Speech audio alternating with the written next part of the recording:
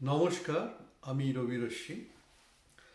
মহালয়ার প্রত্যুষে ইয়া দেবী সর্বভূতেষু শক্তিরূপেণ সংস্থিতা, এই মন্ত্র শোনার সাথে সাথেই আমাদের মনে হয় এবার বোধহয় মার ঘরে আসার সময় হলো। আর দেবী পক্ষে শুধু বাঙালি নয়, ভারতবর্ষের বিভিন্ন জায়গায় সবাই কোনো না কোনো রূপে নারী শক্তির আরাধনা করে থাকেন। কিন্তু এই নারী শক্তির আরাধনার সূত্রপাত কোথায়? কিছুদিন আগে সোশ্যাল মিডিয়াতে এরকম একটা আলোচনা হচ্ছিল যে নারী শক্তির আরাধনা, এই প্রচলন ঠিক কতটা প্রাচীন, এবং হিন্দু ধর্মের সবচেয়ে প্রাচীন ধর্মগ্রন্থ ঋগ্বেদে তার আদৌ কোনো উল্লেখ আছে কিনা। তো সেই চিন্তাকে নিয়ে একটু নাড়াচাড়া করতে করতে আমার মনে হলো যে দেখি যে ঋগ্বেদে বিভিন্ন দেবীদের কি উল্লেখ আছে এবং নারী শক্তির উপাসনার কি উল্লেখ আছে। কিন্তু সেটা করার আগে আমাদেরকে মনে মনে পিছিয়ে যেতে হবে বেশ কয়েক হাজার বছর, যখন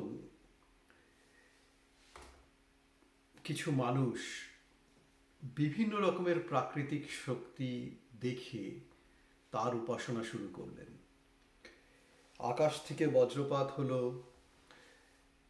তারা ইন্দ্রের উদ্দেশ্যে একটা স্তোত্র লিখলেন, বা লেখা বলাটা হয়তো ভুল, তারা রচনা করলেন। কারণ ঋগ্বেদের অনেক কিছুই মৌখিক ভাবে চলে এসেছে। আর সেই বজ্রের থেকে লাগলো জঙ্গলে আগুন, সেই দাবানল দেখে তারা অগ্নির উদ্দেশ্যে সৃষ্টি করলেন আরেক স্তোত্র। এইভাবে শ্লোকের পর শ্লোক, স্তোত্রের পর স্তোত্র সৃষ্টি হলো বিভিন্ন প্রাকৃতিক শক্তির উদ্দেশ্যে। তারপর ধীরে ধীরে সভ্যতা এগিয়ে চললো। সেই সভ্যতার অগ্রগতির সাথে সাথে মানুষের মনীষার উন্মেষ ঘটলো, অনেক গভীর প্রশ্নের উদ্রেক হলো তার ভেতর। তার মধ্যে সবচেয়ে বড় প্রশ্ন ছিল যে আমরা কোথা থেকে এসেছি, কিসের থেকে এই সৃষ্টি।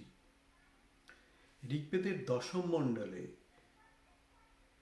নাসদীয় সূক্তের মধ্যে এই প্রশ্নগুলোই আমরা পাই। চলুন শোনা যাক নাসদীয় সূক্তের একটি শ্লোক।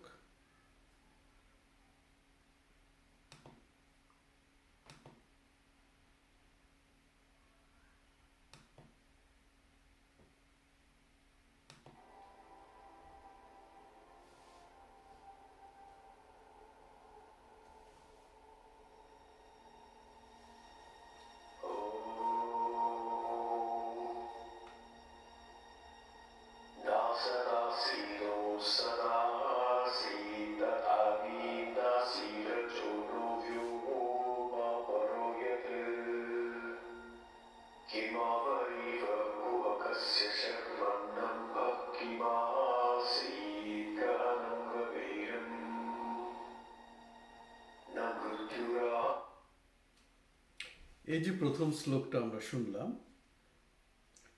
এর একটা সাধারণ অনুবাদ করার চেষ্টা করেছি বাংলায়। হয়তো সেটা খুব ভালো অনুবাদ হবে না, তবু একটা ছোট্ট প্রচেষ্টা। অস্তিত্ব ছিল না কিংবা অনস্তিত্ব, মরুত বোম ছিল অবর্তমান। কি ছিল সব করে আবরণ, ছিল কি সে অসীম জলরাশি।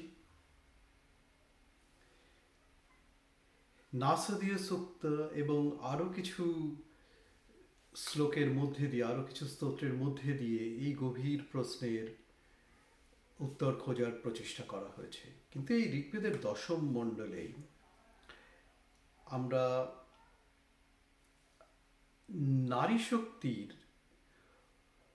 হয়তো সবচেয়ে বড় নিদর্শন পাই বাক সূক্তের মধ্যে দিয়ে। বাক হচ্ছেন ঋগ্বেদের এক দেবী। আমরা বাক এবং ঋগ্বেদের অন্যান্য দেবীদের সম্পর্কে একটু পরে বলবো কথা, কিন্তু তার আগে আমরা বাক সূক্তের একটি স্তোত্র শুনি।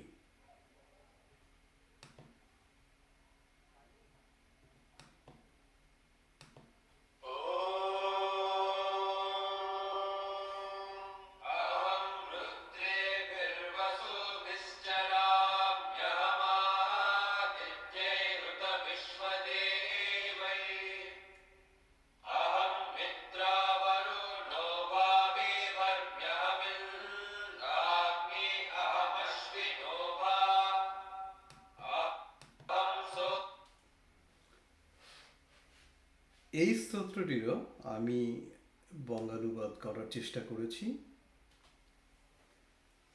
বিচরি আমি রুদ্র বসুসনে, আদিত্য বিশ্বদেবের সঙ্গী, ধারণ করি মিত্র বরুণকে, ইন্দ্র অগ্নি অশ্বিন দয়কেও। অসাধারণ বলিষ্ঠ বক্তব্য। দেবী বলছেন যে তার থেকেই সমস্ত সৃষ্টি, তিনিই ধারণ করেন সমস্ত দেবতাগণকে। বাক কিন্তু একমাত্র দেবী নন ঋগ্বেদের। ঋগ্বেদে আমরা আরো অনেক দেবীর উল্লেখ পাই। তার মধ্যে প্রধান হচ্ছেন উষা, অদিতি, পৃথ্বী, রাত্রি, সরস্বতী এবং বাক। উষাকে বলা যেতে পারে ঋগ্বেদের সবচেয়ে গুরুত্বপূর্ণ দেবী। তার উদ্দেশ্যে অনেক স্তোত্র আছে ঋগ্বেদে। উষা অর্থাৎ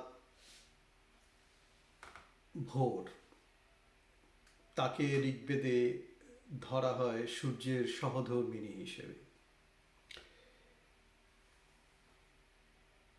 আর তিনি হচ্ছেন আকাশ দেবতা এবং পৃথিবী দেবী সন্তান।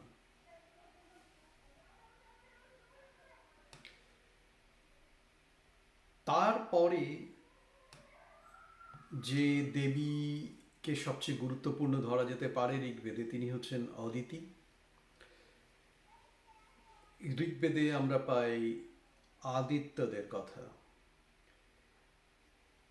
আদিত্যের অর্থই হচ্ছে যারা অদিতি থেকে উদ্ভূত, যার জন্ম অদিতি থেকে।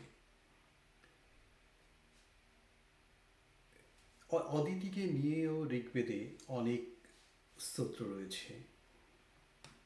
এছাড়া আমরা পাই পৃথিবী, যাকে বলা হয়েছে আকাশের পত্নী। তারপরে রাত্রি, এবং সব শেষে বলতে হয় সরস্বতী এবং বাকের কথা। এটা ধরে নেওয়া হয় যে ঋগ্বেদের সৃষ্টি সরস্বতী নদীর তীরে। সরস্বতী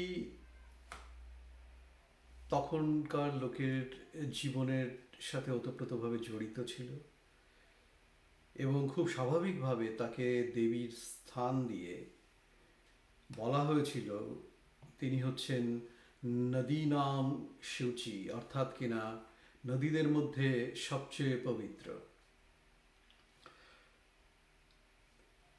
এবং বাক, তার সম্পর্ক হচ্ছে শব্দের সাথে, আমরা যে কথা বলি তার সাথে। পরে ঋগ্বেদ পরবর্তীকালে সরস্বতী এবং বাক মিলেমিশে কিছুটা একাকার হয়ে যান। হয়তো এর কারণ ছিল কিছুটা সরস্বতী নদী শুকিয়ে যাওয়া এবং তারপরে যে সরস্বতীর দৈবী বৈশিষ্ট্যগুলি সেটা কিছুটা বাকের সাথে মিলিয়ে দেওয়া।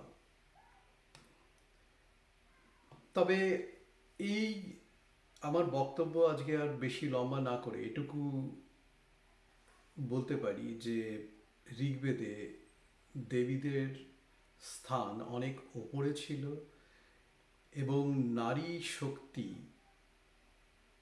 থেকে যে সব কিছু উদ্ভূত সেই ব্যাপারটা ঋগ্বেদে খুব পরিষ্কারভাবে বিভিন্ন স্তোত্রের মধ্যে দিয়ে উঠে এসেছে।